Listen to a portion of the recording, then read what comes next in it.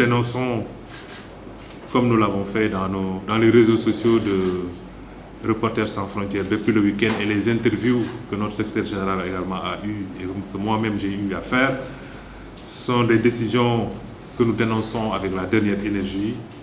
Pour nous, ces expulsions et ces suspensions de médias, comme on le voit au Mali, au Burkina, de RFI, de France 24, illustrent la réalité du journalisme au Sahel, notamment dans les pays gouvernés par des autorités militaires ou bien des jeunes carrément.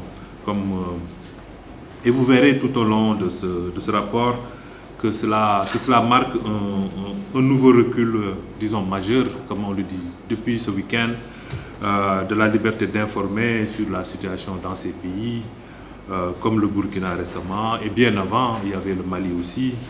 Et dans des contextes de riposte aux attaques terroristes, il arrive souvent qu'il y ait effectivement des exactions de populations civiles, et cela de la part des armées régulières. Et cela, les médias devraient en rendre compte.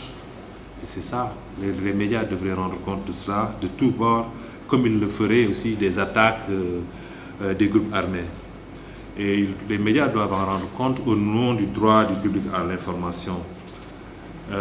C'est ce que notre enquête a révélé.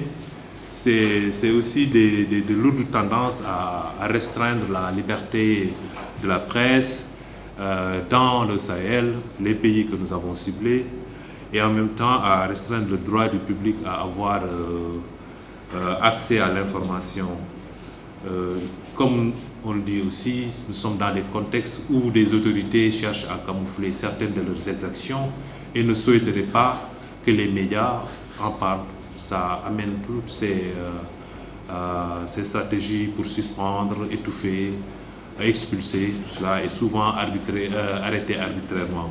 Le rapport que vous avez fait 40 pages, une quarantaine de pages, et il révèle à quel point les conditions d'exercice du journaliste se sont détériorées au fil des ans dans cette partie du monde, et comment est-ce que cette partie du monde est en train de devenir une zone d'information, une zone de non-information plutôt.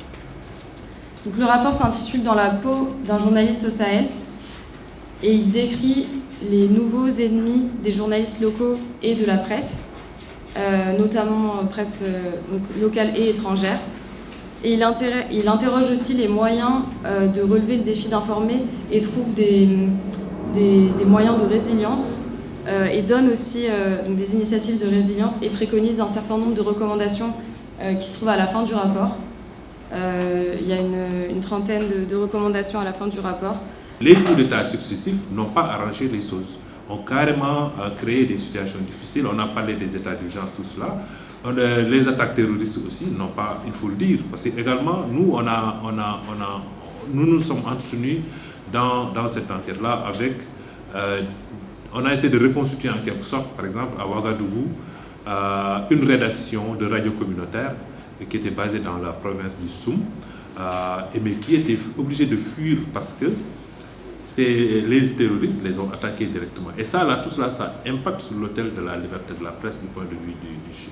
C'est un pays où il y avait beaucoup de radios communautaires, et on a parlé aussi de suspension de RFI par exemple, mais les radios communautaires dans les quartiers, les contrées les plus reculées, que ce soit du Burkina que du Mali, c'est des radios qui reprenaient des grands médias, que ce soit RFI, que ce soit BBC, et que ce soit La Voix de l'Amérique qui servait de relais. Donc, en moins d'un an, la situation s'est carrément dégringolée, et cela a fait que... Mais auparavant, c'était quand même un bon modèle, un excellent modèle